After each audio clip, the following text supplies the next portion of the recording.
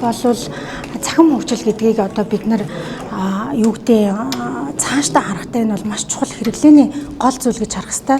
Яг үндсэн дэд бүтц гэж бид нар бодох хэрэгтэй. Альва нэг зүйл дээр хэмнэлт хийхээр бас ингээ харсан чинь цахимаас их хэмнэлт хийдэг юм байна. Өнөөдрийн байдлаар цахим хөгжлийн яам дээр төсвийн нийт багц нь бол нэг ойролцоогоор 85 тэрбум төгрөг байна. Үүний ойролцоогоор 24 тэрбум төгрөг нь дэд бүтцийн дээр байна. Үлдсэн нь урсгал зардал дээр байна. Хэдий тийм боловч одоо бид бүхэн тог цахилгаан тасрах цаашлаад юу гэдэг одоо зам тээврийн салбарт байгаа зам харгуу тавигдахгүй бол биднэрт ямар хүндрэлтэй байдгүй. Та бүхэн өнөөдөр интернетээ ашиглаж чадахгүй бол ямар түвшинд очих вэ?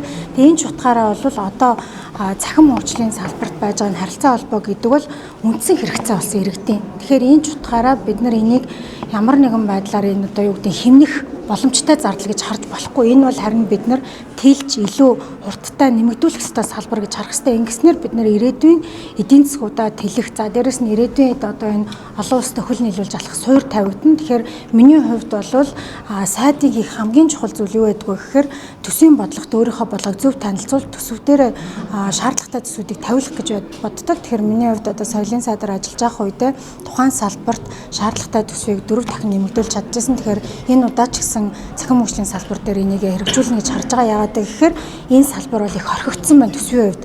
Ингэж орхигдсноор цаашдаа бид нэр ирээдүйд энэ одоо Монгол улсад орж ирэх боломжуудыг хааж ийн гэсэн үг. Нэгэсэндээ залуучууд маань ирээдүйд дэлхийд хөл нийлүүлж алхаж энэ өндөр хурдны интернет, за юу гэдэг одоо хиймэл оюун ухаан, тэгээд зөвхөн хэрэглэгчийн түвшинд биш үйлдвэрлэгчийн түвшинд очихын тулд Монгол улсын одоо цахим дэд бүтцүүд сайжирсан байх хэрэгтэй гэж харж байгаа. Өмнөх бас сайдын тухайд 16-аас доош насны хүүхдүүд тийм ээ одоо сошиал хэрэглээг хязгаарч гэдэг юм ийм хуулийн төслүүдээс санаачлаа явж байсан л да. Таны хувьд энийг бас өргөжлүүлэх үү?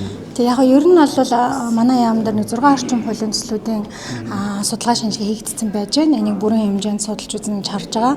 За цахим хөгжлийн яамны хувьд бол манай ерөнхий сайд маань өөрөө ахалж байсан учраас үндсэн одоо 2025-аас 30 хүртэлх стратеги бодлогод нь бол маш сайн гарсан. Цаашдаа гарах замын зургал нь гарсан байгаа учраас энийг цааш нь өмнөх сайд нарынхаа буюу одоо Учрал сайд, Баатархуй сайд цаашлаад одоо Шугар сайдыг хийжсэн ажлуудыг бол үргэлжлүүлнэ гэж харж байгаа. Мэдээж миний хувьд бол яг хэрхэн энийг хэрэгжүүлэх үү гэдгээ харж үзнэ. За үүн дээр одоо дан ганц 16 нас хүртэл хүүхдүүдийн цахим хэрэглээ гэхээс илүү одоо шинээр орж ирж байгаа технологиуд байна те AI технологи буюу хэмэл оюун ухааны дамнуулаад энэ нь эргээд одоо нийгэмд ямар сөрөг нөлөө үзүүлэх вэ? Эрг нөлөө мэдээж хангалттай байгаа. Гэхдээ энэ нь буцаад зохицуулдаггүй бол ямар сөрөг нөлөөнүүд үзүүлэх вэ? За жишээ нь одоо бид нэр AI-аар дамжуулаад маш олон төрлийн хүний нүр төрхийг ашигласан, дүр төрхийг ашигласан контентуудыг хийж байна. Энэ нь эргээд одоо ямар гэмт хэргийн шин чанартай болох боломжууд байна уу гэд энэ зүйлүүдийг судлаад илүү өргөн цар хүрээтэй хуулиудыг бол оруулж ирнэ гэж харж байгаа. За ер нь бол 16 нас хүртэлх хүүхдэд тодорхой төвшөнд хязгаарлалтайгаар одоо цахим орчинд интернет болон бусад зүйлийг хэрэглэх боломжийг бий болгохгүй болвол ирээдүйд бид хүүхдүүдэд бас эрсдэлд оруулж байгаа гэсэн байр суурьтай байна.